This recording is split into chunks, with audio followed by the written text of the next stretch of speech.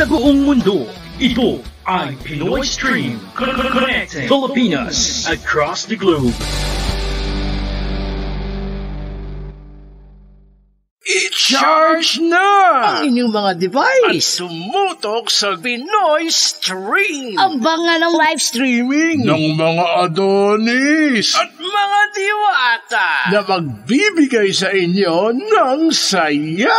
Dahil ikaw ang bida. Isa-shout out ka. At may bonus pang request na kanta. Libre yan dito sa Pinoy Stream. Connecting Filipinos across the stream. Kayo ay nakikinig sa himpilang makulang na Pinoy Stream Versatile Radio, spreading love across the Filipino nation. From north to south, east to west, there's only one Pinoy Stream.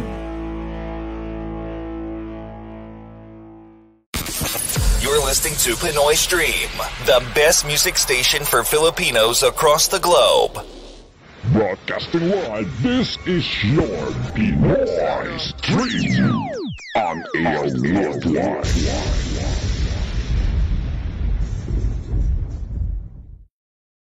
Ang susunod na palatuntunan ay isang bayad na pagsasahimpapawid. Ang mga salita, opinyon, kuro-kuro at komentaryo na inyong maririnig ay mula sa tagapagsalita lamang at walang kinalaman ang pangasiwaan ng himpilang ito. Tuklasin natin!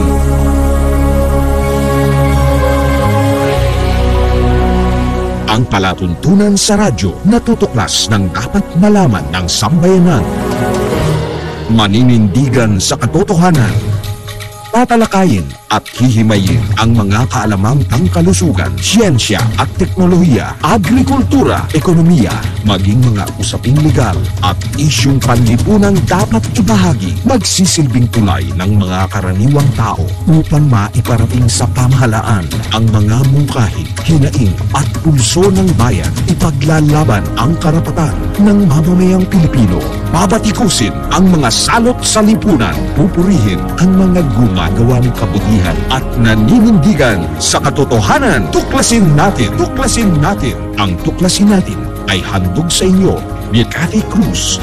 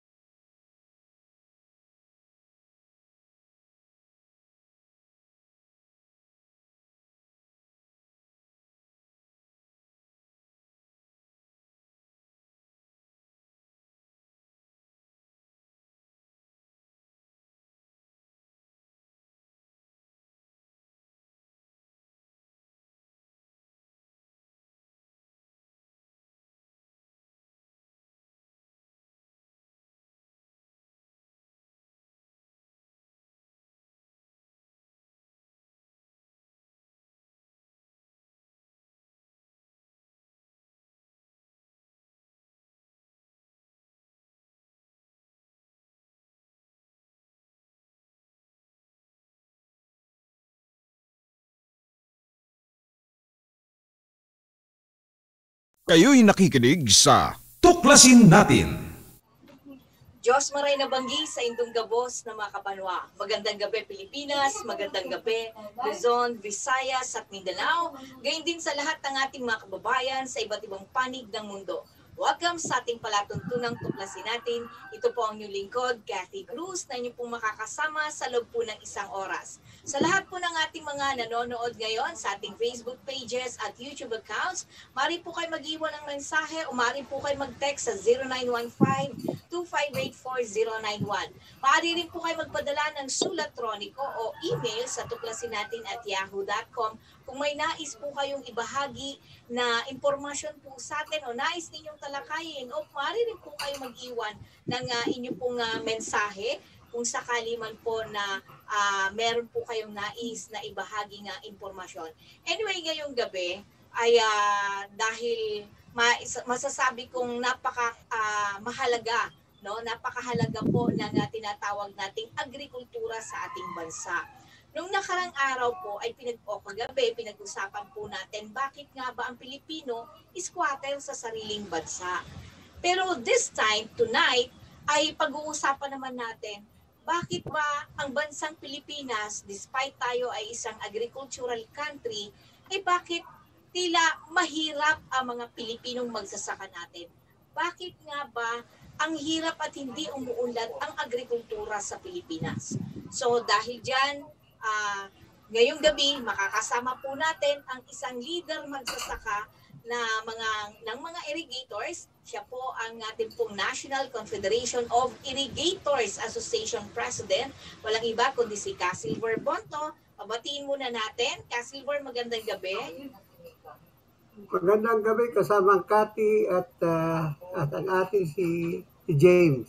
Kasamang James, magandang gabi sa inyong lahat na nakikinig sa Tuklasin Natin. Thank you, Casilver. Of course, pabatiin din natin ang may-ari, ang Pangulo ng EIC International Corporation at syempre ang presidente rin po, CEO at founder ng UWell East Research and Development Incorporated. Nako, mamaya malalaman po natin kung ano po itong mga kumpanyang ito at kung ano po ba, bakit po siya nasadlak talaga, no?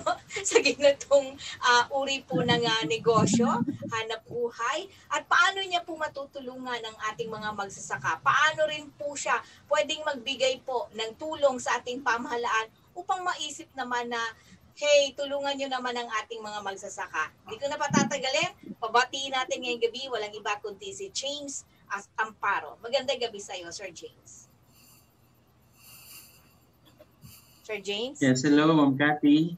Magandang gabi sa lahat po ng followers mo sa Facebook, YouTube, sa website mo. And Sir Silver, nice meeting you, sir. Magandang gabi rin po. Yes, sir. Okay, maraming salamat po sa inyong dalawa. Isa pong karangalan na kayo po ay bahagi ngayon ng Tuklasin Natin. At katulad ng Tuklasin Natin, tutuklasin ang dapat malaman ng sambayanan. Dahil kanina may nakaamba akong katanungan, bakit nga ba ang magsasaka sa Pilipinas patuloy na naghihirap? At bakit nga ba ang agrikultura tila hindi yumayabong sa ating bansa? Maganda siguro, simulan ko kay Ginoong James Amparo para po sa inyong kasagutan. Sir James?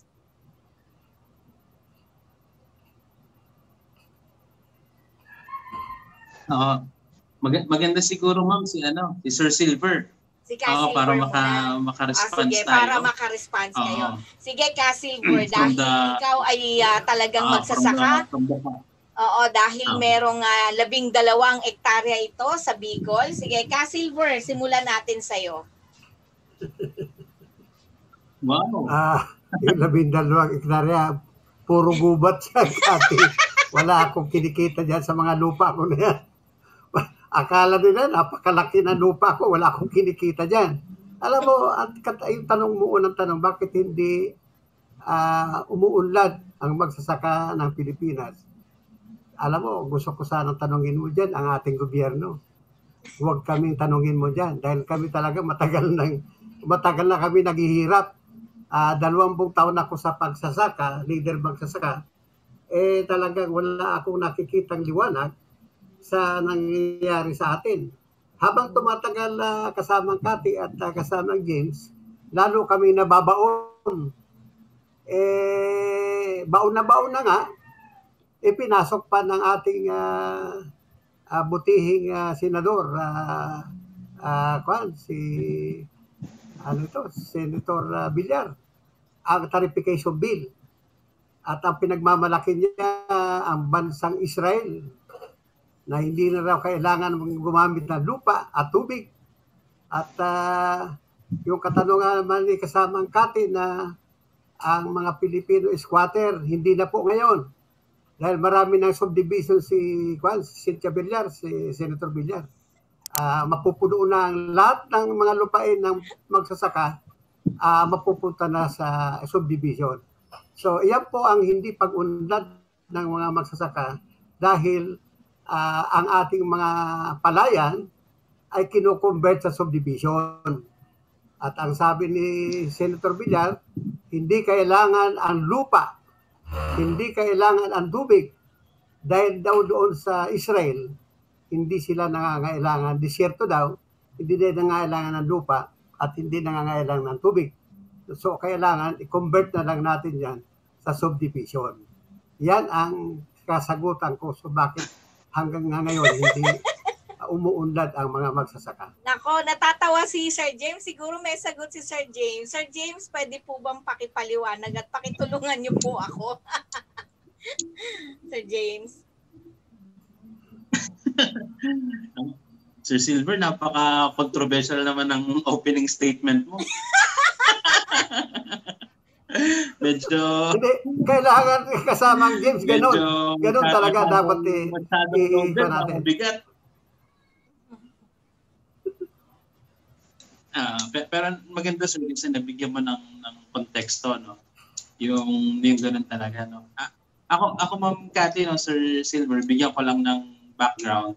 Kami talaga is coming from an agricultural family. No, ang grandfather ko farmer, 'di ba? Ang father ko. And then ako naman, meron tayong mga sinasaka na lupa. But nung sinimula namin yung company namin, we are a research and development company. So we develop different technology from energy, transportation, and agriculture. Ang masama, Sir Silver, masyado ako na-focus sa agri. Meron kami mga products kasi, meron kaming technology for solar, may ginawa kaming sarili nating design ng electric tricycle, bike generator, magbabike ka lang, magpo-produce ng electricity. Pero nung napunta kami sa agri, sobra akong na-dwell dun sa problem. Ang laking problema nung agri-sector natin. No? So una namin ginawa, sabi namin, ang taas ng cost ng mga fertilizer natin, di ba? Before sir, no, kung natatandaan nyo, nung time ng lolo ko, ginagamit lang namin na abono sa isang hektarya, isang sako lang. Isa, dalawa, marami na yon ng isang hektarya ng palay. Yung dalawang sako, naging 4, naging 6, naging 8, naging 10. Di ba? Ngayon, nag-ano siya, ang average ngayon sa buong Pilipinas, 10. Pag pumunta ka na isang 12.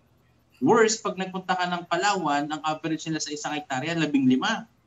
So as a research and development company, sabi namin, kailangan mapababa natin yung fertilizer. So nag-develop kami sir ng technology para mapababa yung gasto sa pagsasaka. So from dati na 10, 12 bags, napababa namin to 5, 4, 3 bags per hectare. So yung mga farmers ngayon na part ng program namin, from 30-35,000 ang cost nila, production cost. Ang cost na lang namin ngayon, mga nasa 28, 27, 25,000 per hectare. Nung nakita namin sir yung problem na yun, na-dwell pa kami dun sa problem. Sabi sa akin ng mga farmers, sir, baka pwedeng, tawag dito, after harvest ka namin bayaran. So sabi ko, sige, naggawa kami ng program, pinoprovide namin technology after harvest yung bayad, yung mga ibang areas na may opisina kami. Tapos sabi na, sir, baka pwede po, bilhin na rin namin sa inyo yung abono. Sabi ko, sige, di ba? Para bulk na natin bilhin, para makatipid tayo sa cost. Di ba? Basta i-assure natin. So kami namuhunan. After nun, sir, sabi nila, sir, baka pwedeng ma-provide nyo na rin kami ng mga machineries at lahat. Ang nakita namin, Sir Silver, na malaking problema, yung mga co-op na binibigyan ng machinery, pinagkakakitaan yung machinery. Sobra. Bigay ng libre ng pamahalaan pinagkakitaan na sobrang laki, pinagkakitaan sa farmer. Ang idea nga, kaya binigyan ka ng ganyang kalalaking machinery is para mapababa yung gastos ng farmer. Ninegosyo mo ng, kaysa sana makapag-maintenance lang para sa machinery, ninegosyo ng mga presidente, ng mga cooperative, wala ding nangyari. Nag-maintain pa rin yung cost. So kumuha kami ng mga sarili nating machinery. Hanggang sa dulo, Sir Silver, nakita ko na yung sarili ko, nasabi na, Sir, ang baba ng presyo ng gulay, ng palay, baka pwedeng kayo na rin yung bumili.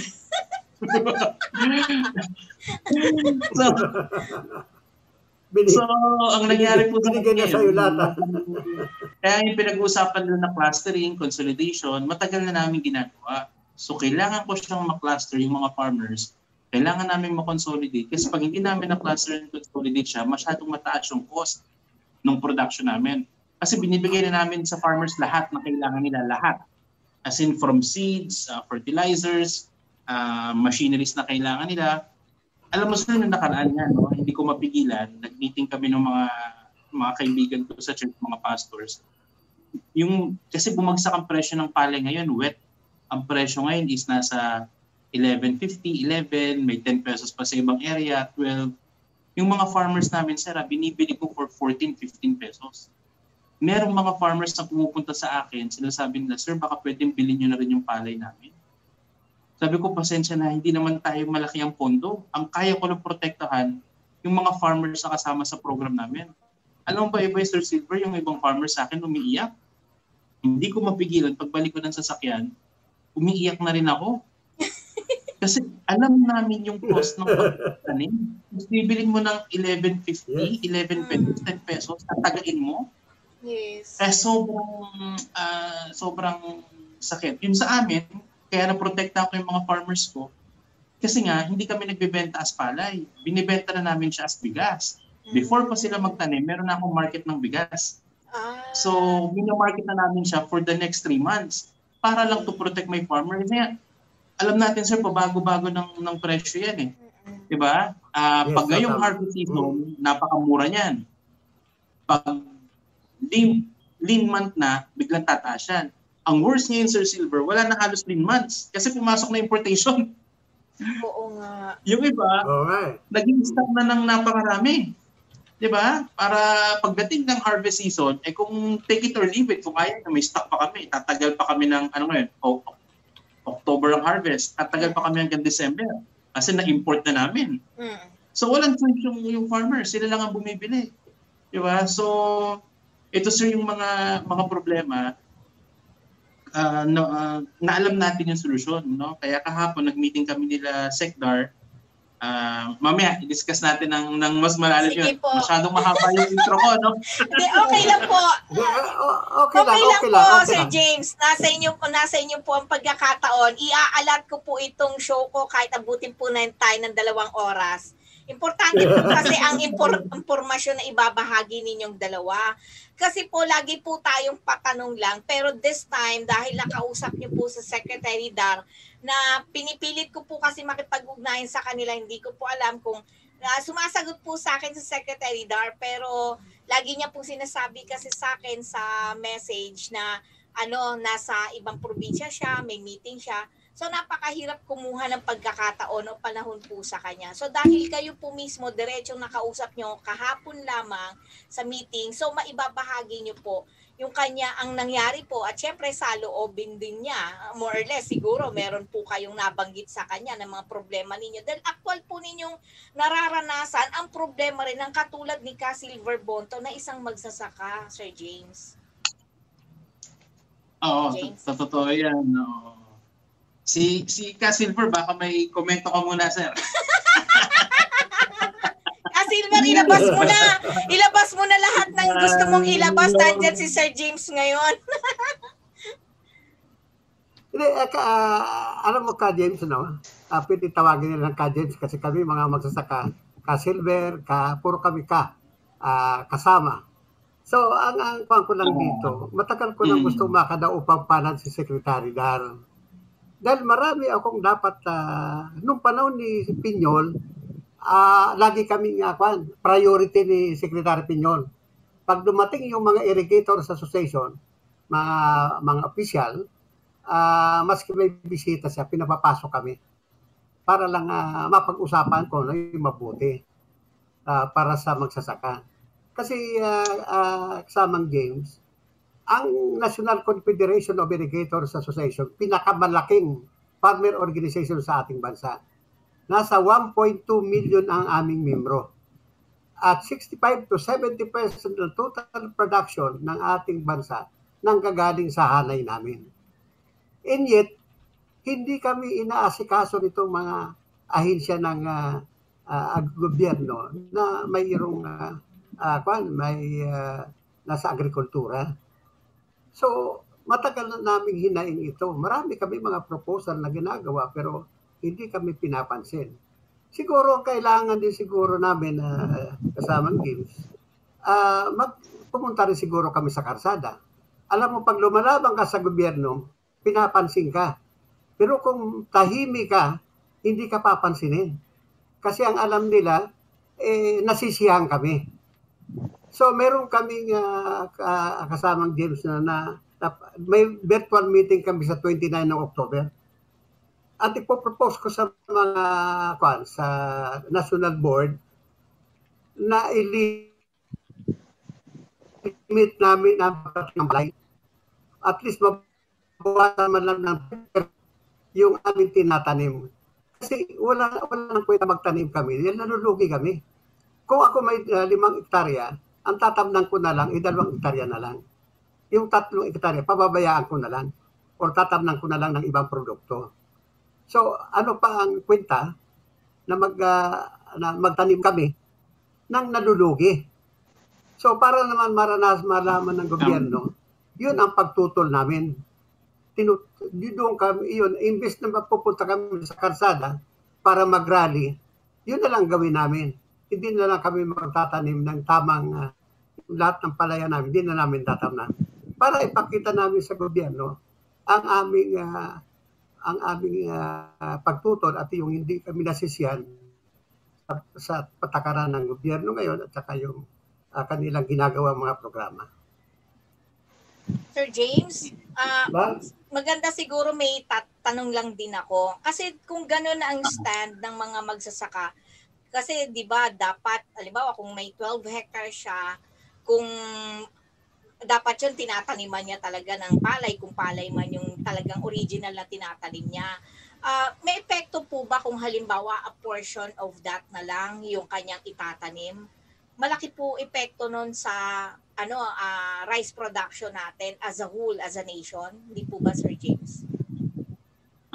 Actually, kung internally, malaking epekto siya. Pero kung titignan mo kasi sa format ng rice tariffication law, ang mura kasi ng palay ng Vietnam and Thailand. Bigas. Okay. Bigas. So, mag-import ka na lang. Si Silver, tama yung sinasabi niya. Before kasi, wala pa yung rice tariffication law. So, kung ano lang ang kulang na pinroduce ng mga magsasaka natin, yun yung i-import natin. Okay. Diba? Ganun siya. Ang tawag din, meron tayong allocation, ang tawag nila sa National Food Authority, NFA. Buffer. Ngayon, may yung Ngayon, lahat na pwedeng mag-import. So, anong mangyari dun sa mga farmers natin, di ba? So, mura kasi ang bigas sa kanila. So, paano ngayon sa atin yung mga farmers natin, no? So, ang sa akin diyan kasi ka Silver, ako kasi yung company namin, we're a research and development company. Every problem kasi may solution. 'Di ba? Every problem may solution. I-unpack natin sir isa-isa, no? Yung mga sinabi mo po, no, yung mga diniscuss. Kaya nila pinasa yung rice tariffication law kasi may sobrang pressure tayo from international community, 'di ba? Na kailangan i-liberalize natin yung rice industry natin, allow the importation with tariff. So for the longest time, bayad lang tayo ng penalty. Kasi mga ibang bansa nakapasok na. Pinirmahan to ni Ramos almost 30 plus years ago. Ang ganda ng time na yon kasi nag-ano pa tayo competitive pa. Pero ang Pilipinas hindi nag-improve. Nung time na yon, mas mahal pa ang presyo ng Thailand at Vietnam sa atin, ang bigas nila. Ang Pilipinas hindi nag-improve through the time. So ngayon, tayo ngayon yung kulelat, hindi ngayon sa atin advantageous yung pinirmahan nating agreement internationally. No? So dapat talaga maging competitive tayo, di ba? Ano yung problem na meron tayo ngayon? Alam mo sir, kasi ang farming ng Pilipino, we're highly fragmented. Di ba? Pag pumunta ka sir sa ibang bansa, lagi sila dyan sama-sama. No? Sama-sama. Pag, for example sir, tama naman yung sabi ni Senator Villar, no? Yun sa Israel. Pero mali yung walang lupa. Doon malawak ang lupa. Pero yung lupa nila barren. Ibig sabihin, hindi maganda. Galing po ako doon. Ang pangit ng lupa, disyerto. May lupa, di ba? Naglalagay sila ng topsoil, pero hindi ganun kaganda yung lupa. Pero bakit napakaganda nung harvest nila? Magugulat ka Silver, ha? Disyerto yun. Mas mura pa yung kamatis nila kaysa sa kamatis natin dito. Bakit? Ba't ganon, Sir James? Di ba? Kumpleto sila sa lahat ng gamit, ha? May greenhouses, may water, lahat. Ang gamit nila napaka-sophisticated, ganyan. Pero imagine mo yun, mas mura yung kamatis nila kaysa sa atin. Pangalawa, wala. Desierto yun, yung lugar na yun. Walang natural rain yun, ha? Tapos walang water na katulad ng sa atin, ng mga rivers at lahat. Di ba? Ang tubig nila, kinukuha nila from the dagat, kailangan pa nilang i-filter para maging fresh water. Imagine mo yun. Pero mas mura pa yung crops nila kaysa sa crops natin. Mm-hmm.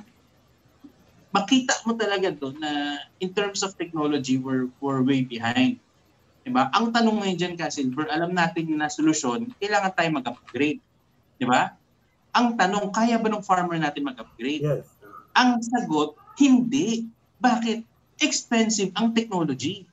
Very expensive ang technology. If you go to other countries, for example, ang Thailand, ang Vietnam, ang Malaysia, ang nag-start ng agri-revolution nila, it's not the farmers and the cooperative, no. Ang nag-start ng infrastructure nila, it's the government. Ang Vietnam, bakit sila naging rice powerhouse? Ang unang ginawa ng gobyerno, nag-set up sila ng GOCC nila, government-owned corporation, kinlaster nila yung mga farmers nila. Ang trabaho lang, Sir Silver, ng farmer, Silver, magtanim ka lang. Ayun lang ang trabaho mo, magtanim ka lang, bantayan mo lang yung inaani mo, yes, di ba? Pagandahin mo yung ani mo. Ang fertilizer mo, sagot nila. Okay? Ang patubig mo, sagot nila. Pag nag-harvest ka, wala kang problema kung saan mo pagbibentahan. Kasi meron silang sariling drying facility, meron silang sariling rice mill. Ang kawawang farmer, ba kaya niya magtayo ng sariling drying facility? Kaya niya ba magtayo ng sariling rice mill? Kaya niya magbigay ng patubig? So maling-mali yung priority. Yung pera natin, bigay sa atin ng seeds. Kaya naman natin bumili, sir, ng seeds. Kaya naman natin bumili ng fertilizer. Kaya mag-irrigate ng water. Wala tayong maayos na mga irrigation. Unang-una yan, very important. Mabuting ibang area, may water. Diba? Pero yung iba nating area, walang tubig. Diba? So number one, hindi natin kaya mag-set up for irrigation. Number 2, hindi natin kaya mag-set up ng drying facility, mahal siya. Number 3, hindi natin kaya magtayo ng rice mill. Diba? So, in terms of priority, hatiin natin. Ano yung kayang sagutin ng farmer? Kayang sagutin ni farmer yung labor niya? Diba? Kaya niya sagutin yung mga fertilizers niya at seeds niya? Ang government, ikaw naman yung infrastructure. Yung water system namin and irrigation, sagutin mo naman. Diba? Magkaroon ka ng build sa water infrastructure and irrigation. Pangalawa, drying facility. Alam mo, Sir Silver, galing ako ng Korea. Every 100 hectares sa Korea, may tagi-isa lang drying facility. Not dole out, ha? Not dole out. Financed by the government, long-term payment. Every 100 hectares, meron silang tagi-isang drying facility. Bakit? Walang problema ang palay. Pag natuyo na, pwede mo nang i-stack. Di ba? Pwede mo nang i-stack ang palay. Di ba? Pag natuyo mo na siya. Ayun ang very important. Ang rice milling nila, meron sila isa per munisipyo. Pero ang drying facility nila, nakakompute na yun kung tagi-ilang hektarya kayo. Nakadivide na sa inyo yun. Di ba? Meron ka nang assign. Imagine mo, Sir Silver, ang peace of mind mo pag mag-harvest ka. kung maulan. Walang problema, okay lang. Bakit? Meron akong dating facility. Ang nakikita namin dito, sir, wrong priority. Di ba? Ng government. Tingnan natin kung saan kailangan. May problem tayo. Ano kasi, ano tawag dito? Sabi ko nga, ano bang model? For example, sir, Malaysia, ha? Napakalaki ng palm oil sa Malaysia. Nagsimula ang Malaysia, 70% ng palm oil sa Malaysia owned by the government. Kung gusto natin pumasok yung private sector, kailangan magkaroon ng model. High risk kasi ang agriculture. High risk ang agriculture. Diba? Kailangan magkaroon ng model kung paano kikita ang private sector for agriculture. Alam ng private sector, nakikita sila sa bigas. Okay, bigas. Pero hindi sila kikita sa palay na basa. At ang laking trabaho ng basa para matuyo. So kung ako private sector, ayoko ng sakit ng ulo, ang itatayo ko na lang, yung kiskisa ng bigas. Deliver niyo sa akin dito ng tuyo. Tapos ang problema ko. Pero, pinabayaan mong kainin ng mga traders, yung mga farmers sa baba, kung may puhunan na bulo, sila yung magpapatuyo. Nandun yung mga margins na sa kanya, pumapasok sana pakita ng mga farmers na Silver, nasa Vietnam ako, tas Thailand ako. Yung mga farmers doon, may naka-assign na per rice mill. Itong 3,000 hectares kay Silver na rice mill magbibenta. Tapos yung mga farmer doon, sir, pagka-harvest, basa, diretso sa rice mill, sila na magtutuyo. Okay. Tapos kaltas na kagad lahat nung kinuha nila na fertilizer doon, na seeds doon. Tapos yung mga facilities na yon, nag-start yun as government-owned and then binenta sa mga private sector. Pero monitored pa rin ng government. Same with Thailand. Kung hindi natin gagawin ganyan siya, kung hindi natin ang problem natin system, paulit-ulit yan na cycle. Cycle lang yan na paulit-ulit. Nung nakaraan niya, natatawa ako. Nandun ako, ang ganda ng mga pinresent nilang program sa akin. May pautang sa farmers, ACPC. May pautang, anyo. Ang Land Bank, may 3 billion na pautang sa mga farmers, etc. etc. Sabi ko, bumababa ba sa farmer level yan? Hindi. Number 1. Tapos ang gusto ng Land Bank, mag-set up kayo ng cooperative to run it. Kaso pag tinignan yung papel, di ba? Kung ang papel mo, pangit. Hindi ko rin naman paputang ni Land Bank. Yes. Diba? So it's always a cycle. Ano na mangyari ko? I-stop na yung program kahit may pera dyan. Diba? I-stop na. Diba? Kasi wala na. Hindi makapagpautang. Kung ako naman lalagay sa foot ng bangko, bakit kita paputangan ka Silver? Sigurado ka po makakapagbayad. Tatanungin kita ka Silver, saan mo ibibenta yung palay mo? Paputangan kita na 50,000, 100,000. O 200,000, 500,000 na kailangan mo. Saan mo ibibenta yung palay mo? Magkano yung ROI mo dyan? Eh pag sinama ko pa yung risk ng bagyo at lahat, hindi ka na makakabayad. Diba? Totoo. Mill ka Silver. Kung ako may sariling rice mill, bibigyan kita ng kontrata. Ako ang bibili ng palay ni Ka Silver o ano pang mga tanim niya na protected yung price na ganito. 'Di ba? Nakita ng bangko meron akong rice mill. Ano sasabihin ni bangko? Sir James, papautangin mo ba talaga si Ka Silver? Ikaw ba talaga ang bibili ng palay niya? Opo. Tingin mo hindi ka papautangin ng bangko, may kontrata tayong dalawa. May secured market ka. So we need, ang kailangan natin baguhin dito yung mindset natin kung paano, alam mo Ka Silver, nung nasa Israel ako, hindi pa sila nagtatanim, nagbabayad na ang Japanese government sa kanila para bilhin yung kamatis nila. Hindi pa nagtatanim, nagre-reserve lang. May reservation lang ng order. Bakit? Kasi sigurado sila na all year round kaya nila mag-produce ng kamatis. Di ba? So alam natin yung mga solution, pero walang ano yung from top, paano mo siya gagawin? Mag-trickle down pababa. Diba? Walang nagtitake ng risk ng niya. Kaya yung binagbigay kami ng full solution sa kanila. Diba? Ang laki-laki ng pera nila. Sana naman i-take advantage nila yun. Kanino kayo, Sir James, kanino po kayo nagbigay na solution sa Department of Agriculture po kayo nagbigay ng solution? Okay. Ito yung kahapon na pinagmitingan ninyo, Sir James? Yes. So, nag-meeting kami 3 hours. Okay. So ano po ang sabi po Sana maliwanagan si Secretary Der sa mga paliwanag mo, napakaganda eh. Ngayon, ang ginukuha ko ka James, ganito eh. Hindi ko nga maintindihan. Ito, isi-central na naman natin kay Senator Villar. Hindi ko siya maintindihan. Sa simula pa, anti-farmer na siya eh. Lahat ng binibitawan niyang salita, puro anti-farmer. Mayroon na naman siya sa committee hearing sa Senado ng Agriculture. Pinagbabawal niya sa lahat ng mga farmers cooperative ang sumali sa importation. Samantalang doon sa RTL, maski basurero, basta may pera ka, pwede kang pumasok sa importation.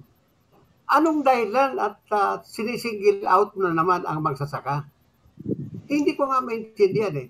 So ang proposal ko dyan, gagawa kami ng resolution na ibig sabihin i-repeal na lang ang RTL, ang Tarification Bill. At ang importation, ibigay na lang sa national government katulad ng ginagawa ng Vietnam.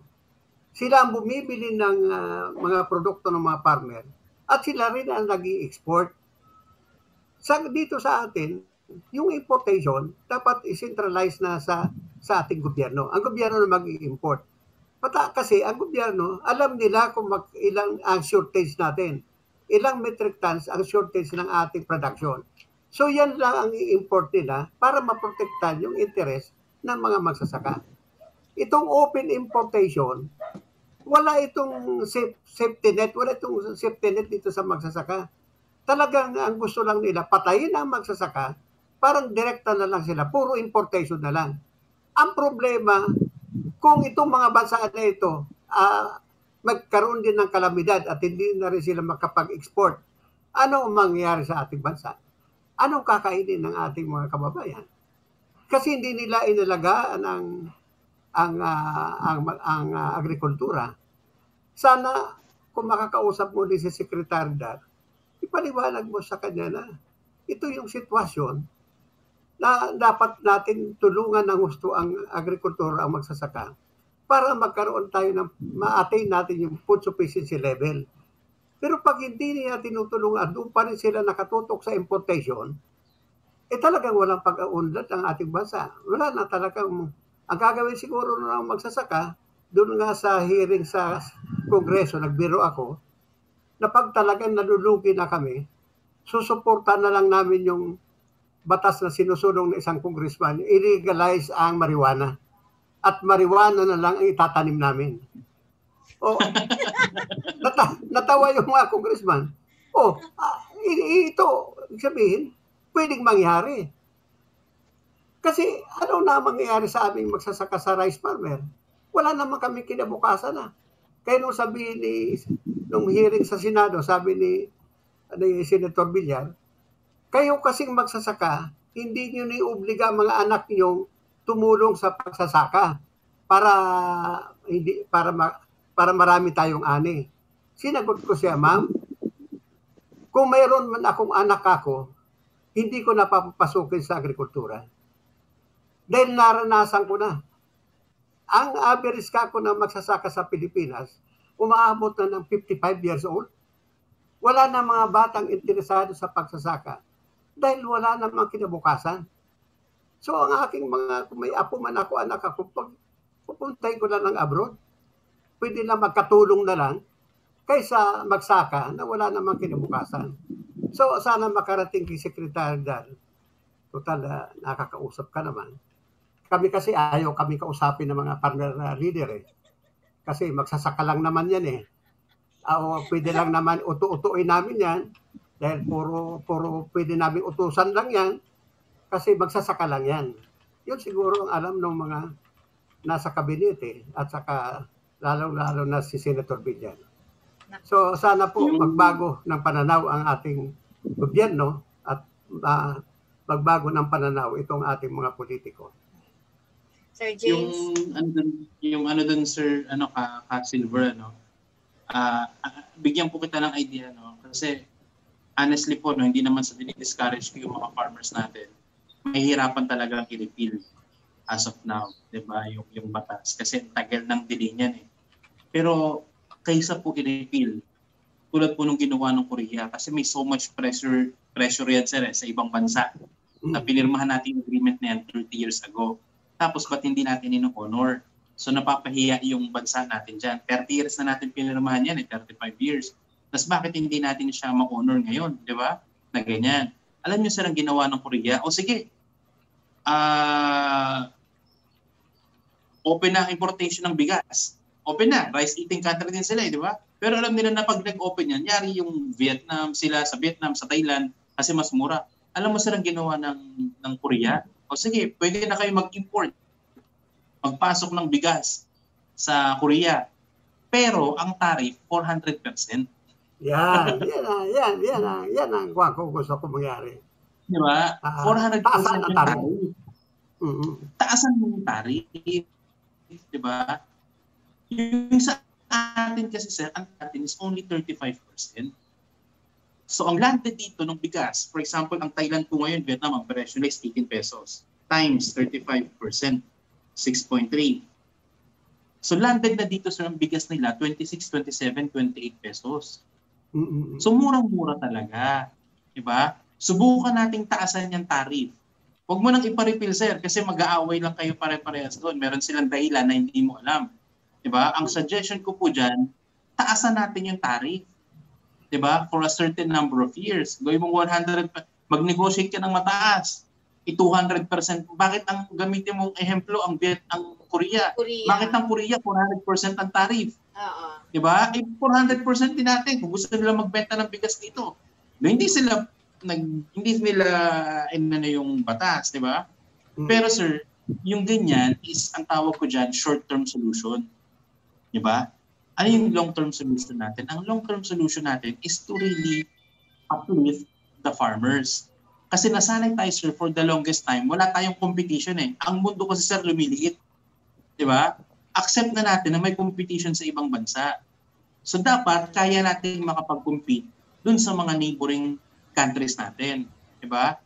Imagine mo na lang, sir, kung ang Israel na bansa, disyerto, dun ang pinakamaraming production ng pipino, pinakamaraming production ng tomato, pinakamaraming production ng olive, di ba? Ng lahat, pinakamalaking supplier sa mundo. Disyerto yun, paano nila nagawa? Di ba? Ang Thailand, ang Vietnam, di ba? Ang Malaysia, ang Japan. Imagine mo, Kasilver, ang Japan, napakamahal ng production cost. Napakamahal, di ba? Pero bakit ang farmers sila mayayaman? Kayo'y nakikinig sa Tuklasin Natin.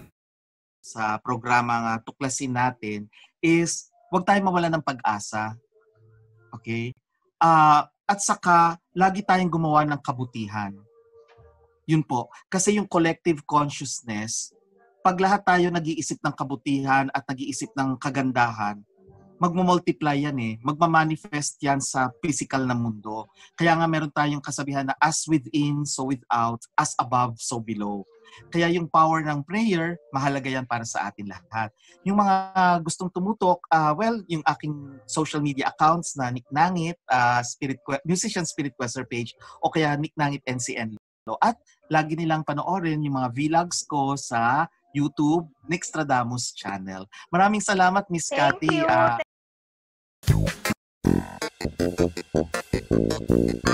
Nako, wala namang maibubagay ang hybrid rice mo na yan. Mataas ngang umani, hindi naman pwede sa tag-ulan. Mahina. Tado, matagal ko nang nasubukan ng hybrid rice sa tag-ulan. Maniwala ka, pwedeng magtanim ng hybrid rice sa tag-ulan. Hybrid rice sa tag-ulan? Pwede? Pwede. Pwedeng-pwede magtanim ng hybrid rice sa tag-ulan. Tulad ng inbred rice, bantayan ng tubig nang maiwasan ng pagdapa. Sa pag-aabono naman, gawing 2 hanggang 3 beses ang pagpapataba ng nitroheno para iwas sa pag-atake ng mga peste. Tandaan, hybrid o inbred rice man, siguraduhing tama ang pamamahala mula sa pagpili ng binhi hanggang sa pag-aani. Magtanim ng hybrid rice sa tag-ulan man o tag-araw. Siguraduhin lamang ang COP sa inyong lugar. Para sa karagdagang impormasyon sa pagpapalayan, mag-text o tumawag sa PhilRice Text Center bilang 0917-111-7423. I-follow din ang PhilRise Facebook page ng updated ka sa usaping pagpapalayan. Kayo'y nakikinig sa Tuklasin Natin. Tayo po ay muling nagbabalik sa ating palatuntunang tuklasin natin. Ito po ang nilingkod, Kathy Cruz, na nakakasama po ninyo sa loob po ng isang oras. At syempre, kasama pa rin po natin si James Amparo at syempre si Cassie Verbonto. Sa atin, naputol tayo dun sa binabanggit mo, Sir James. You can go ahead, yung tungkol po dun sa bansang Japan. Sir, ang suggestion Go ahead, Sir James. Ang suggestion ko, sir, ka-Silver, sa mga kapwa natin, mga magsasaka ng palay, lang natin, tawag dito, mag-request tayo na taasan yung tarif. Diba? Kung mataas ang tarif niyan, kahit yung mga importer mag-iisip, bumili na lang ako ng palay ng local. Diba? Kasi mataas. Tama yan. Yun ang the best. Yun ang the best. Talaga. Mataas yung taripa diba? Pag nag-compute yan, tignan mo lang lagi sa ka-Silver by the numbers, diba? So, kung tataasan niya, sabihin mo na kahit sabihin mo 100% na lang, itinaas nila.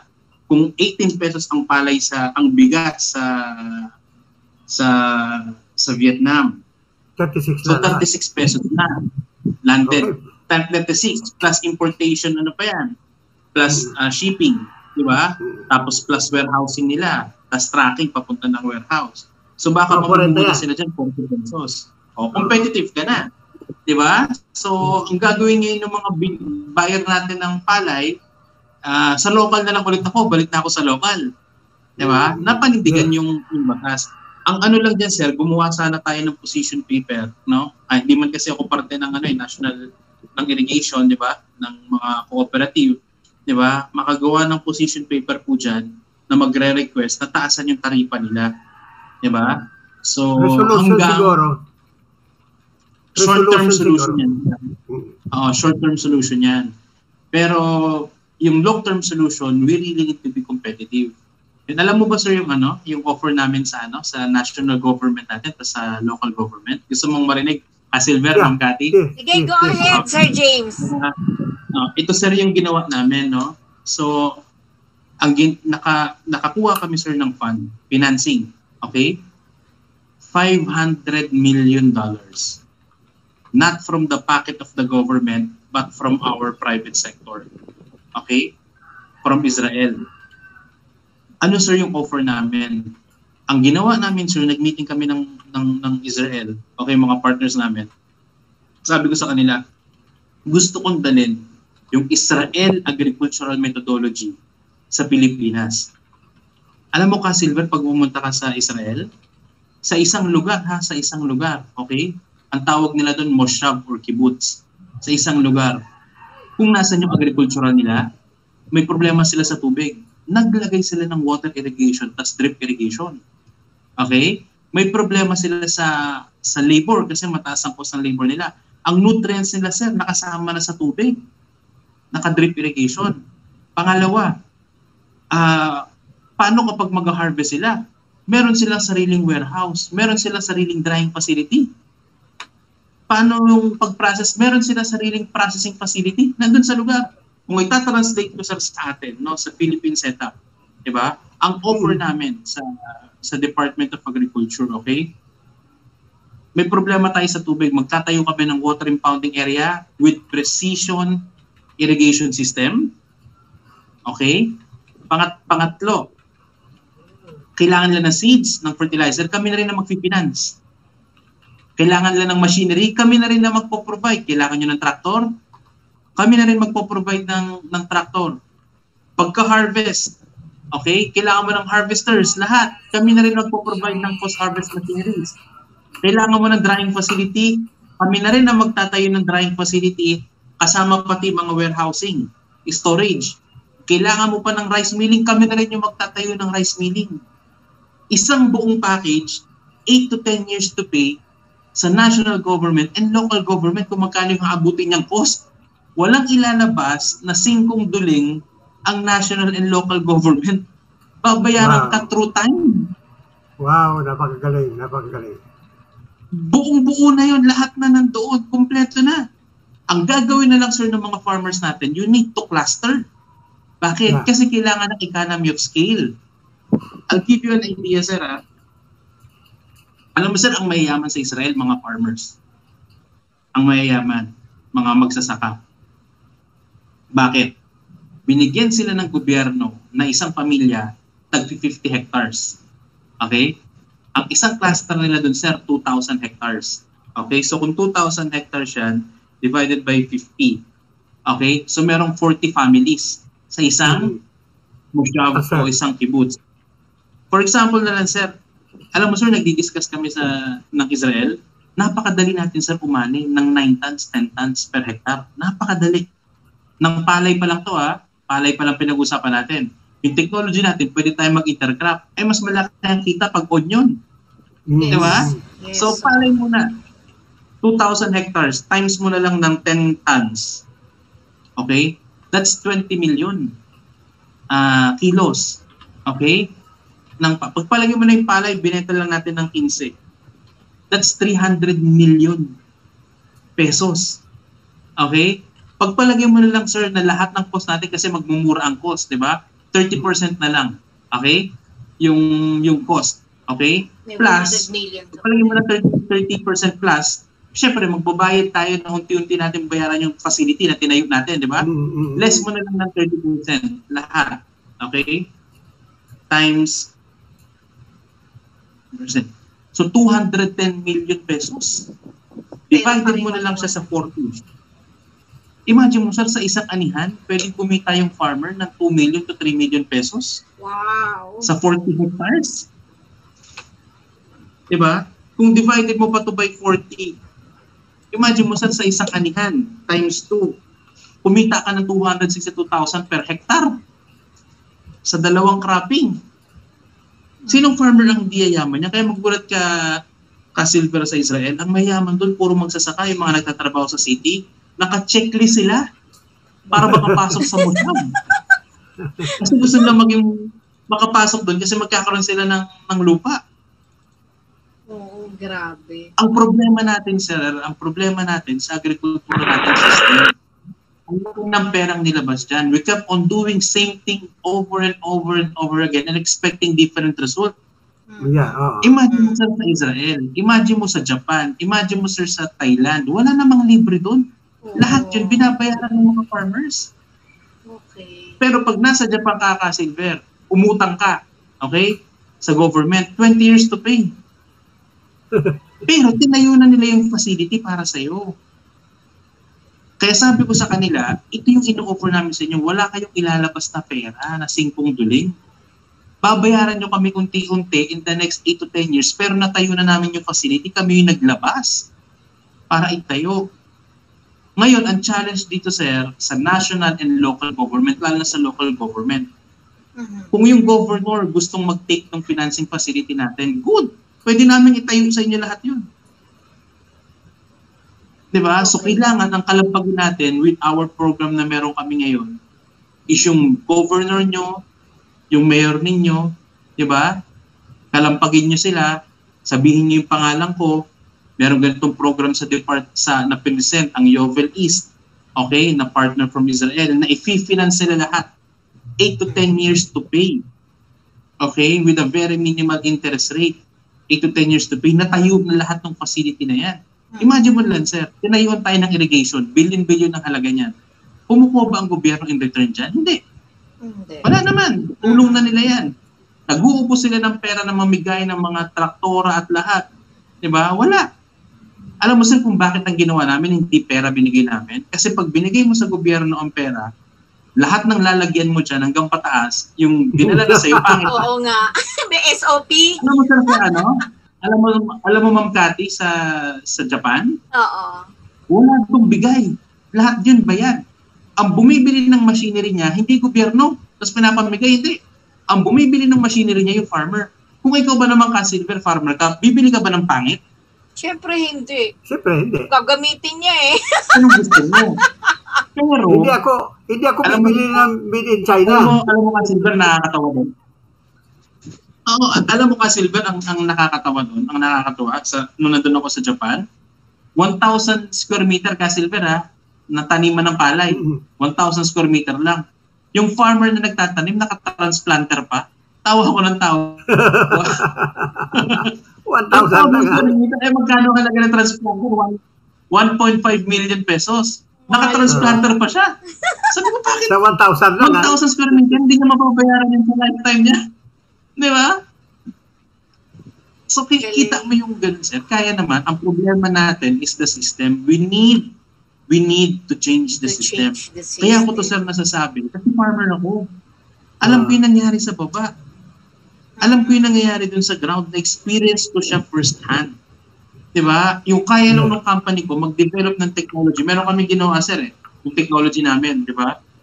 Yung technology nito, pag ginamit sa mga farmers natin, nababawasan ng kalahati yung gastos nila sa ano yan, Sir abono. James?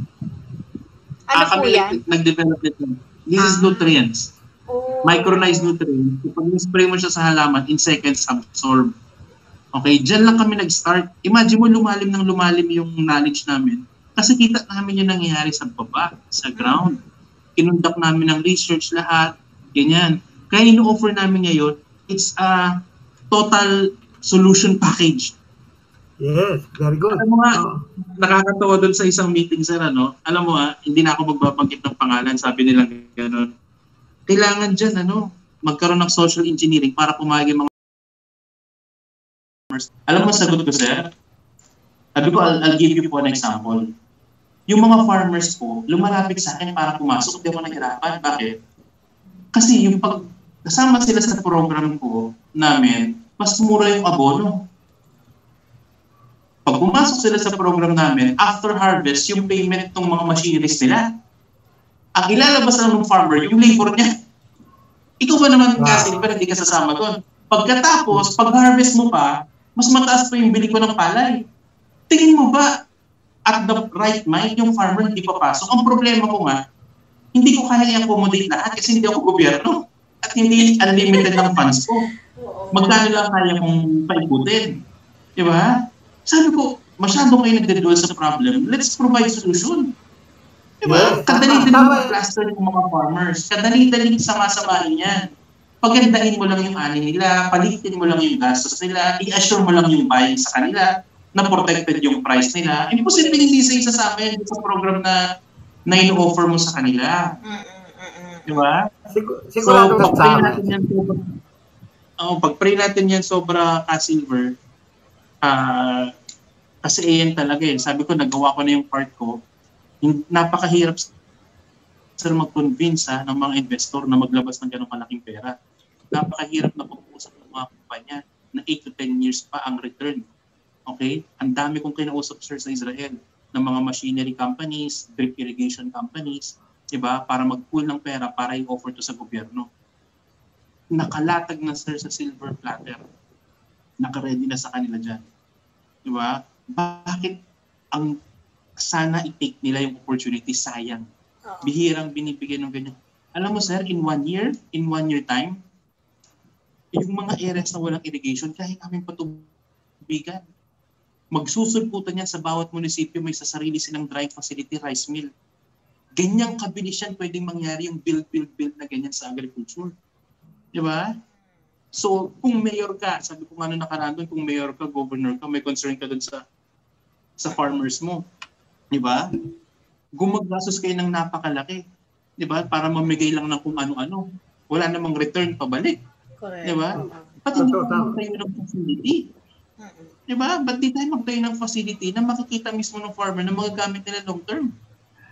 Di ba? Kaysa ibibigay mo ng seeds yan, yung pondo na yan, kaya na ni farmer yan, maniwala ka, tayuan mo siya ng facilities. Correct. Ang kailangan niya kasi nang hindi niya kaya.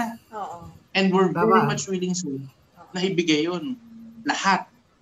At no cost sa kanila. At long term to pay. Meron pa kaming 2 years grace period. Imagine mo, pinagkakakitaan na yung facility for 2 years. On the 3rd year pa lang sila magbabayad. Ano po bang gusto nila? Ang gandang opportunity. Napakaganda kasamang James yan. Yung kwan ninyo. Alam mo, sana ka ako, may virtual meeting kami ng board, national board sa 29.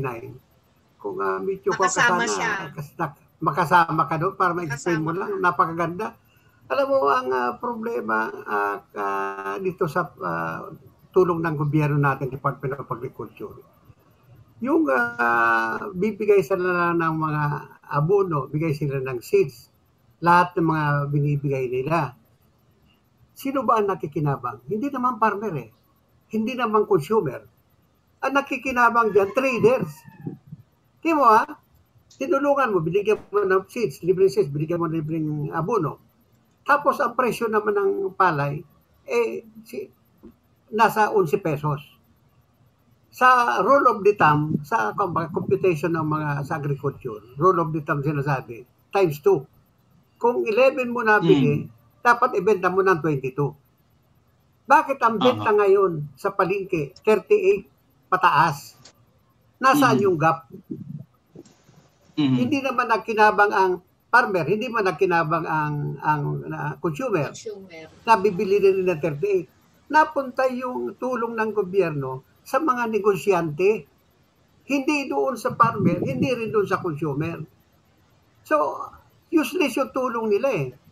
Kasi, lalo na machineries. Meron tayong 9184 yung bidding law. So, pinakamababa ang mananalo. Ay kung yung US machineries, i-compare mo sa China, na ang China, 6 months lang sira na, at ang US, mga 8 to 10 years bago masira. Siyempre, ang mananalo yung mababa. So kung lalagyan na siguro ng specification, US specification siguro, bakit di makalusot ng China? Hindi ito mananalo. So, yan ang pinuha natin. Okay. Itong 9184 na ito, hindi ako pabor dyan sa 9184. Anyway, Silver, no? Siguro, magtatanong ako kay Sir James. Sir James, yung proposal mo, napakaganda. Ngayon, ang gusto ko lang linawin kung ano ang reaksyon ni Secretary Dar sa proposal nyo at saka point of clarification lang din. So, kinakailangan mahimok ng ating farmer organization ang local government para sila yung mag-adapt ng programa. Correct me if I'm wrong, Sir James. Go ahead. Yes, ma'am. Kasi ang program talaga, very important kasi kung sino yung taker ng project. Okay. Let's accept the fact na mga farmers natin hindi kayang pautangin ng bangko. Okay, diba? Yes. Kasi kailangan may record yun lahat. Wala silang capacity to pay. Oo. Kahit sabi ko nga sa kanila, kahit anong ipilit mo yan, di ba? Hindi naman lahat is gift for entrepreneurship. Hindi lahat. Ang hirap niyan. Yung pagtatrabaho lang sa bukid, napakahirap. So dapat magkaroon ng division of labor. So yung farmer, pabayaan mo siyang magtanim. Ayun ang strength niya. Don't create a law based on exceptions. Diba? Kasi ginagawa ng DTI, yung ginagawa ng iba, tinuturuan ka mag-entrepreneur yung farmer. Yes. Diba? Ang tawag dito, ang success rate napakababa. Bakit? Kasi nga, ang entrepreneurship is a gift. Hindi lahat yan kaya. Oo. Diba? Correct. So ngayon, sabi namin sa kanila, ang kaya lang mag-take ng program na may puhunan is the national and local government. Bakit? Kasi yearly, meron ang local government na IRA. Correct. IRA. Kasi for example, ilalagay naman natin Silver. Ikaw Silver, ilagay mo yung sarili mo dun sa shoes ng investor namin. Okay? Tatanungin sa akin yan, Sir James, paano tayo sigurado ng mga kabayad? Tayo na nga naglabas ng lahat, tinayo natin sa kanila. Paano sigurado ng mga kabayad? Diba? Siguradong mga kabayad yan kung ang may-ari ng project is the national o yung governor o yung mayor, local government. Kasi against their IRA. For example, nagtayo kami ng facility. Okay? Worth, for example, 500 million. Okay? 500 million kasama interest. For example, Silver, 500 million. 10 years to pay. So magbabayad lang sila 50 million kada taon. Napakaliit nun. Na natayuan ka na ng lahat ng kailangan ng mga farmers. Yes. Kompleto. Diba? Tapos na. Ang pwede natin gawin Silver, diba? Kaltasan nyo na rin kaming mga farmers na kasama doon sa program. Diba? Kung magkano yung amount niya, kung pinunti na rin namin babayaran yan. Pwede pa yan Silver, sa susunod, after mabayaran mo na lahat yan, Mayor sa amin na yung facility. Di ba? Tingin mo kasi kung ganun ginawa ng mayor mo, governor mo, matatalo pa yun sa probinsya nyo? Hindi na. Pero paano naman na... Anong participation ng farmer dyan sa pagbabayad? Wala ba sila participation? After 3 years. Maniningil ba sila? No, okay. Pero dapat yan, may singilan yan, syempre, di ba? Kasi nakakuha ka ng services eh. Di ba? So, for example kasi, doon ka na bumili ng seeds, di ba? Maging ang LGU, maging service provider ng mga magsasaka. Oo. Diba? Naputol yata sila maging service provider nung magsasaka. Naputol yata si services na ng 150,000. Oh, kung kumikita ka ng 150,000, 200,000 per hectare, masama pa ba yung nakaltasan ka ng 50, 60, 70,000? Di ba? For example, nag-harvest tayo ng 10,000 kilos per hectare. Pag mawalay mo ng times 15 na lang, nag-cross ka ng 150,000 per hectare. Kahit sabihin mo tanggalan tayo ng 60, 70,000 per hectare, kumita ka ng 60, 70,000, ang laki na nun. Di ba? Nang wala kang nilabas na puhunan. Oo. Maganda yung proyekto. Okay na yun. So, ibig sabihin, kailangan lang talaga i-accept ng national government, Department of Agriculture in particular, at ng local government kung ano. At hindi Sir James, malaking bagay to kung i-adapt ito ng national government. So I hope na positive ang sagot sa iyo ni Secretary William Dar. Sir James, ano ba sagot niya? O nakabinbin sa ere? Hindi, sa tingin ko dyan alam mo, marami nag-offer na ng magagandang offer sa Department of Agriculture. Kasi ang tinitingnan nila doon yung ROI nila eh. Yung ROI nila.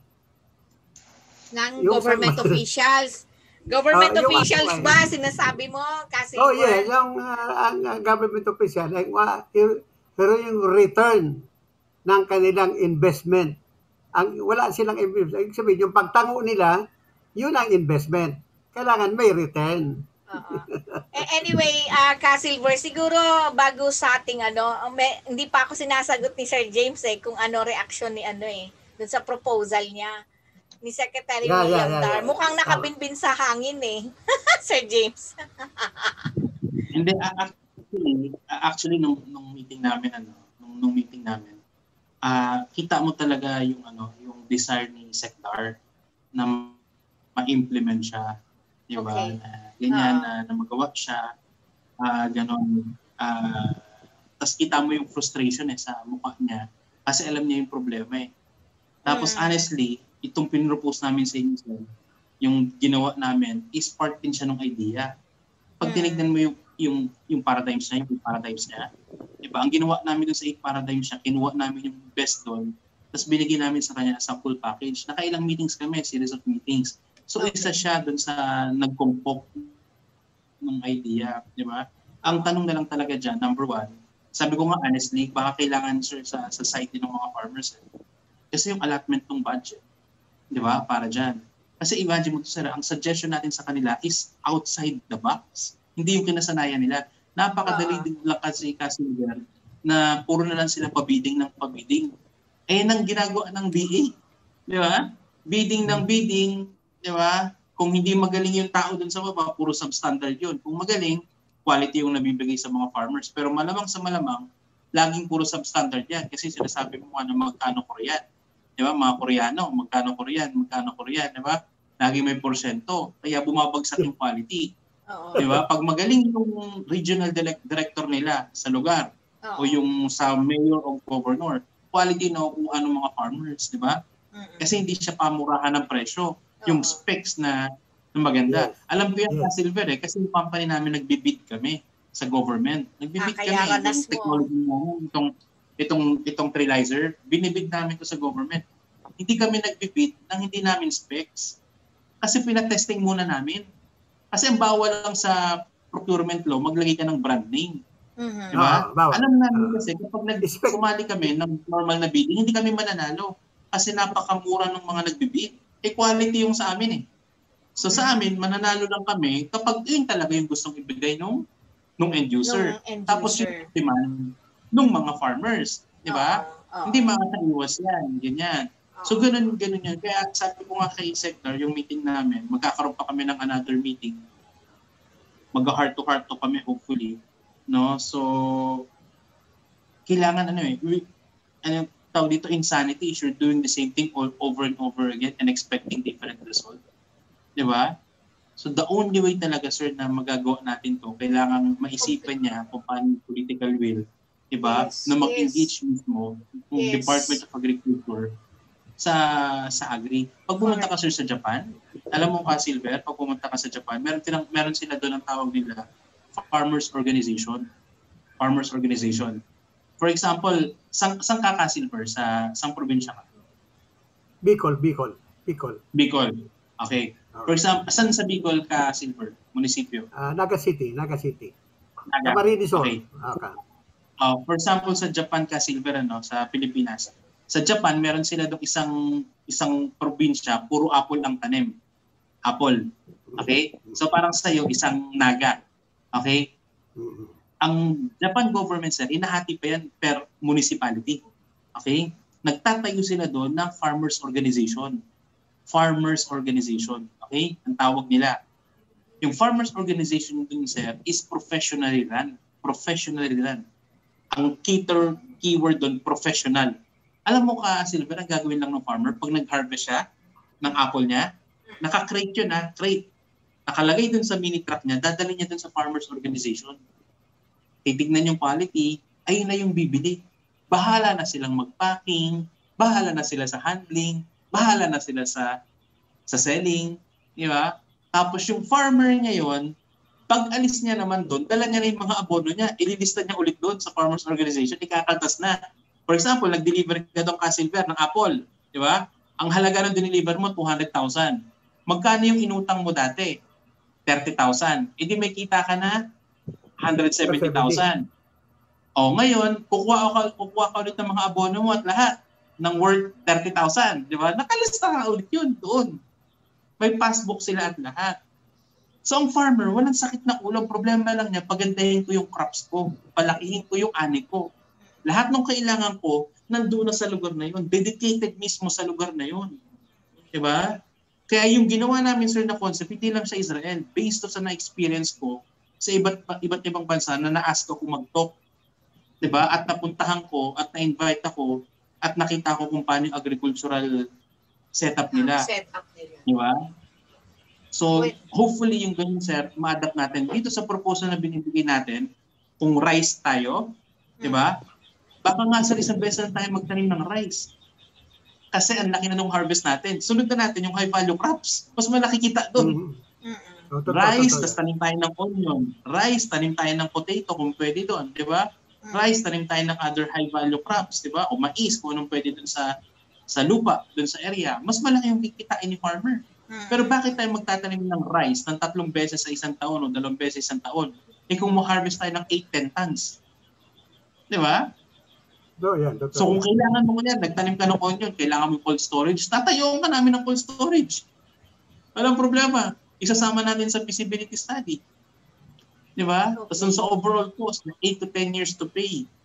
Di ba? At no cost from the government initially. Babayaran nila paunti-unti for the next 10 years or so. 8 years. 10 with 2 years grace period. Kaya sa akin, sir, binigay na namin sa kanila. Ako, sir, baka huminto na ako after nito kasi tinrabaho ko to for how many years. Hindi ganun kadaling mag-convince ng mga investors. Hindi ganun kadali na mag-provide ng solution. Sa side namin, nag-aaway-aaway pa kami. Bakit, James, ganyan? Bakit hindi lang tayo, sabi ko sa kanila, ba't hindi lang tayo magbenta ng technology?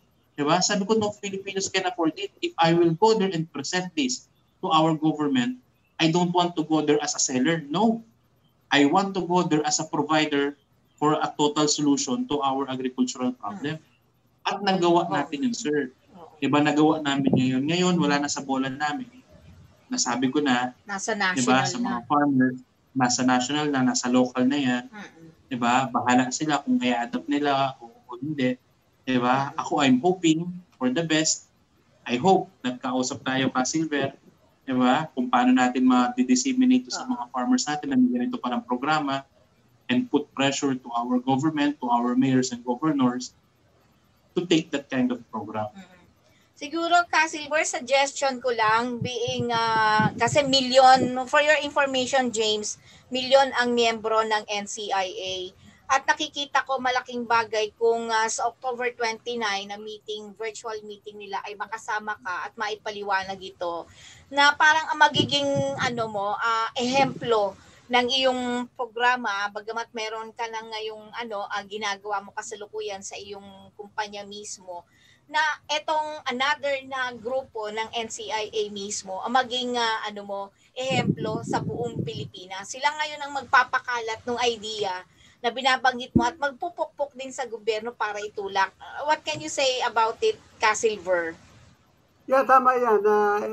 Gusto ko kasi ma-invite sa 29 para nga maging guest namin doon sa kasi ang mga invited dyan sa virtual meeting, James, lahat ng regional president sa buong Pilipinas. Regional president from Luzon hanggang sa Visayas, Mindanao. So, nandyan ang magkukuha ng virtual meeting.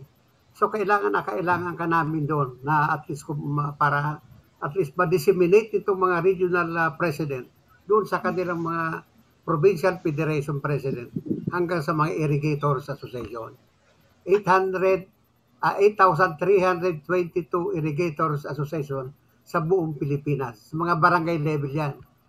So, kung pagbibigyan mo kami na maging guest namin kayo, malaking pasasalamat namin at least makukuha sila, ma-inform sila ng mga latest technology, yung mga nangyayari na ginagawa mo sa iba't ibang bansa. At saka maging ka-partner. Maging ka-partner mismo ng Jovel, ng James, ang NCIA mismo. 'Di ba, Sir James? Yes. No problem. Baka nga, Sir, God's willing dito para magkaisa tayo. Kasi may boses na malaki. 'Di ba? Kung ano yung pwede magawa natin, 'di ba? Yes, tama. Para makapag-put ng pressure, 'di ba? Yes. Na masimulan siya na ganyan. Alam mo, sabi ko nga sa kanila, sir, ipunin niyo lang ito yung nakakatawa, sir, yung ginawa kong example during the meeting. Sabi ko, ganito ako yung ginagawa natin sa agriculture natin. Kunyari na lang sasakyan, So, alam mo, parang sasakyan tumakbo kompleto. May gulong yan, may makina yan, may lahat yan, may preno yan, etc. Ang ginagawa natin, patsi-patsi. Diba? Bigyan mo muna ng isang gulong. Next year, bigyan ulit kita ng isang panggulong. Next year. Kaya walang katapusan.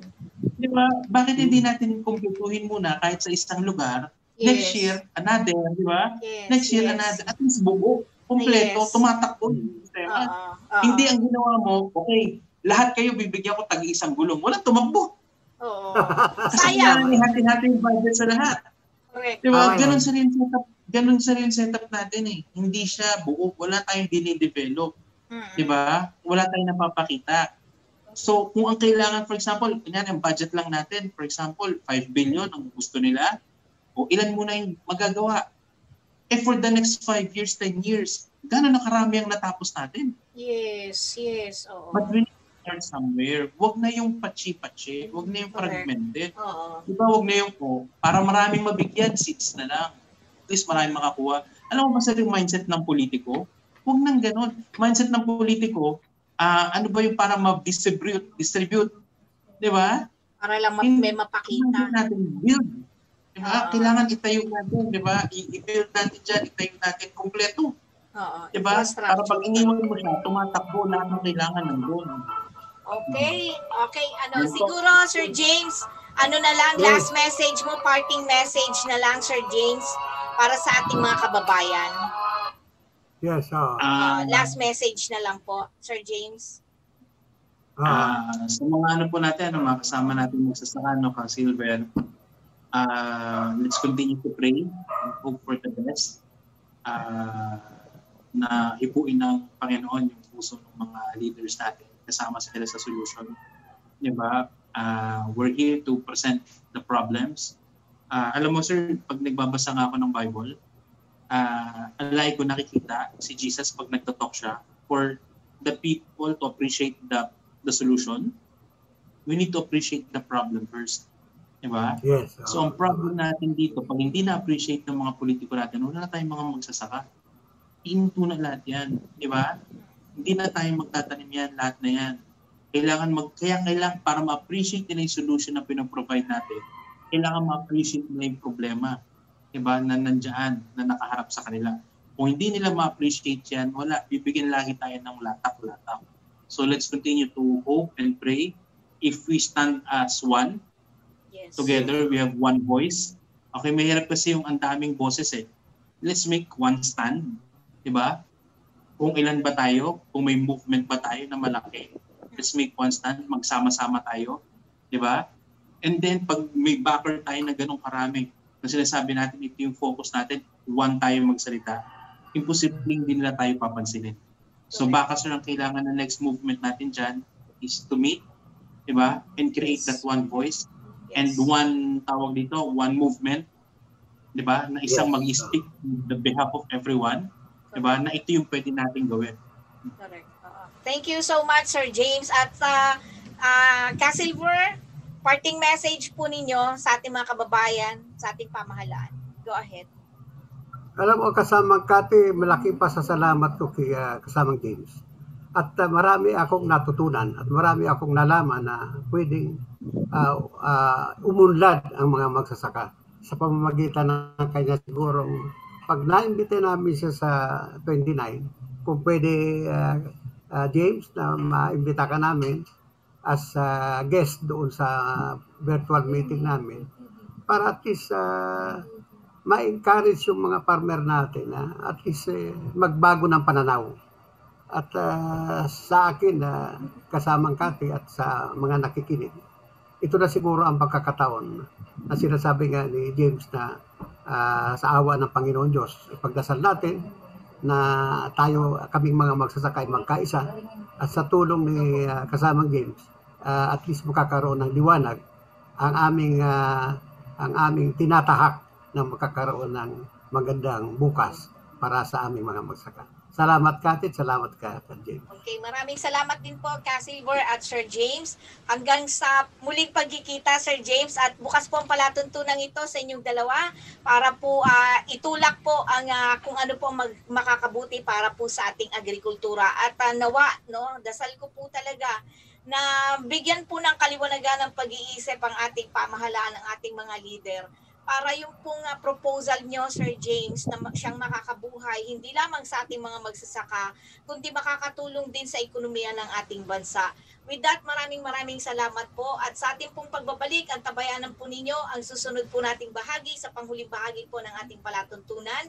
Inyo pong napakinggan ang ating pong dalawang magigiting at gwapong bisita ngayong gabi, si Sir James Amparo at syempre si Ka-Silver Bonto. Sa ating pong pagbabalik, please stay tuned. Yung invitation ko sa kanya. Ay, sige. Ay, okay, sir. Bigyan mo nila sa akin ang number. Kayo'y nakikinig sa Tuklasin Natin. Sa programa Tuklasin Natin is huwag tayong mawala ng pag-asa. Okay?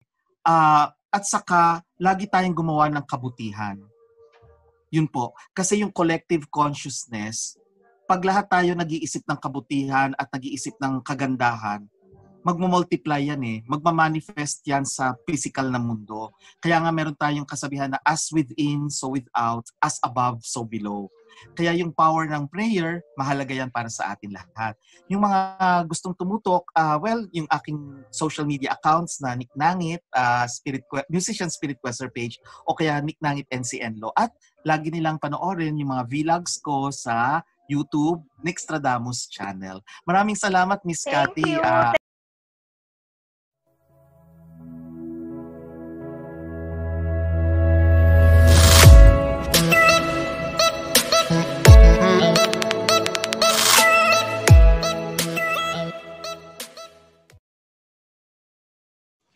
Okay, tayo po ay muling nagbabalik dito pa rin sa ating palatuntunang tuklasin natin. Ito po ang inyong lingkod, Kathy Cruz, na inyo pong nakakasama sa loob po ng isang oras. At napanood po ninyo ang ating pong mga bisita ngayong gabi. Walang iba kundi si Silver Bonto. Siya po ang presidente o national president ng National Confederation of Irrigators Association. At kasama rin natin si James Peña Florida Amparo, CEO and founder po ng Yovel East Research and Agri-Venture na siyang bumubuo po ng teknolohiya sa enerhiya, transportasyon at pagsasaka. Konsultan po ng maraming kooperatiba sa bansa at kinukumpul po niya at pinagsasama ang maraming bukirin sa Central Luzon, Southern Luzon at Davao Region. So nagbibigay din po ng pangangailangan mula sa maliliit hanggang malalaking kailangan ng ating mga magsasaka at bumibili po ng kanilang mga produkto upang hindi umuwing luhaan sa presyong hindi naman talo ang mga Pilipinong magsasaka. At malaking tulong po ang ginagawa ni Ginoong James Peña Florida Amparo. Pero katulad po ng binanggit niya, meron po siyang proposal na ibinigay o inilatag, no, minungkahi sa ating pong Department of Agriculture. At katulad nung ibinahagi po ni James Amparo kanina, sana pakinggan kasi malaking tulong po ito sa lahat ng ating mga magsasaka. Katulad po ni Silver Bonto, bagamat meron po siyang malaking sakahan, pero again, ramdam po niya talaga kung ano po yung nangyayari sa ating mga magsasaka. Halos dahil po sa bagsak presyo ang palay at kakulangan po ng tinatawag nating sabihin na natin pong infrastruktura sa hanay po ng ating mga magsasaka. Alam naman po natin hindi kakayanin ng ating mga magsasaka ang mga mahal na makinarya. At malaking tulong po kung ang pamahalaan mismo ang magbibigay. Kung narinig niyo po kanina, binabanggit po ni Ginoong James din na ang seeds kayang-kaya na po yan. Yung mga farming foods, kayang-kaya na po yan nagawa ng paraan ng ating mga magsasaka. Ang mabigat po sa mga magsasaka ay yung tinatawag po talaga nating mga infrastructure o mga equipments po na kailangan po talaga ng ating mga magsasaka. With that, sana po ay nagbigay po ng kaalaman bakit talagang ang sitwasyon po ng ating mga magsasaka at ang ating agrikultura sa ating bansa ay hindi po umuunlad kasabay po ng atin din pong ibig sabihin ng ekonomiya kasi ang agrikultura po ay malaking bahagi po sa ating ekonomiya at malaking bahagi din po sa bawat buhay ng mamamayang Pilipino dahil kung naghihirap po ang ating mga magsasaka, sigurado rin po tayo maghihirap. Bakit? Dahil mahal po ang mga bilihin. At merong mga along the way, may mga nagsasamantala at along the way, meron tayong tinatawag nating nagpapabaya. Merong tamang proseso at sana ay gawin yung tamang proseso. Alang-alang po sa ating pong mga kababayang mga magsasaka at hindi lang po yan ang mismong bansa po natin, paano uunlad. Nakakahiya na isang ang agrikulturang bansa na katulad ng bansang Pilipinas ay nagiging kulelat. Diba? Naiiwanan po tayo samantala ang Thailand at ang Vietnam ay sa atin lang po natuto yan. So, hindi ba nakakahiya kung ikaw ay nasa, sabihin natin, opisyal ng ating pamahalaan at ito ay dapat kinakailangan solusyonan. With that, maraming salamat po sa lahat ng ating mga tagapanood pero tandaan po natin, ang palatuntunan po ng tuklasin natin ay patuloy po na maghahatid sa inyo ng mga dapat nyong malaman dahil ang tuklasin natin ay tutuklasin ang dapat nyong malaman. At pero tandaan po natin, batay sa Saligang Batas ng Pilipinas ng 1987, Article 2, Section 9, na dapat itaguyod ng Estado ang makatwiran at dinamikong kaisang panlipunan na titiyak sa kasaganaan at kasarinlan ng bansa at magpapalaya sa sambayanan laban sa kahirapan sa pamamagitan ng mga patakarang nagtatakda ng sapat na mga lingkurang palipunan, nagtataguyod ng pagkakataon na makapaghanap buhay ang lahat, umaangat na standard ng pamumuhay at ng lalong mainam na uri ng buhay para sa lahat. Muli na naman pong magpipilid ang aming palatuntunang tuklasin natin, naway magsilbing gabay at tulong ang mga kaalamang inyong narinig at nag-iwan sa inyo ng pangmatagalang kakintalan. Sama-sama po tayong manindigan sa katotohanan nang hindi po tuluyang mawasak ang ating inyo nakasama sa nakalipas na isang oras. Sa ngalan po ng ating pamunuan ng Katipunan Channel ng Pinoy Stream Versatile Radio at gayon din po ng ating pong kakampi online, ako po ay lubos na nagpapasalamat lalo na sa ating technician, si Ver Archivido at Roxanne Suba. Siyempre sa pamunuan ng Katipunan Channel kay Professor Butch Valdez at kay DJ Marshmallow ng Pinoy Stream Versatile Radio. Ako po ay lubos na nagpapasalamat at sa lahat po ng ating mga kababayan, kay Paring Levy Mercado, kay Tita Joey Prudencio, sa lahat po ng ating kaibigan mula sa Department of Science and Technology, Department of Agrarian Reform at siyempre from the local government of Quezon City. Maraming salamat. At sa iba pa po nating mga kaibigan mula sa National Confederation of Irrigators Association, yung pong mula sa mga probinsya at regional president po at syempre sa lahat po ng ating mga kababayan. Hindi ko na po kayo maisa-isa. Kinelia Gutierrez, naalala ko lang. At sa ating pong kaibigan din na si hindi lang si Paring Levy Mercado, kundi kay Nanay Rosalina at kay Tita Joey Prudencio ng Project Quezon City, kay Helen Hagad at marami pa tayong hindi nababate, but then again, ako po ay lubos na nagpapasalamat. Please like, share, and subscribe ang aming pong YouTube account, PDT Radio Production at Katipunan Channel. At syempre, ang ating pong Facebook pages, please like and share dahil po sa inyo, kami po ay magpapatuloy sa pagbibigay po sa inyo ng mga impormasyon na kailangan niyo po malaman. Hanggang sa muli, magandang gabi po sa inyong lahat.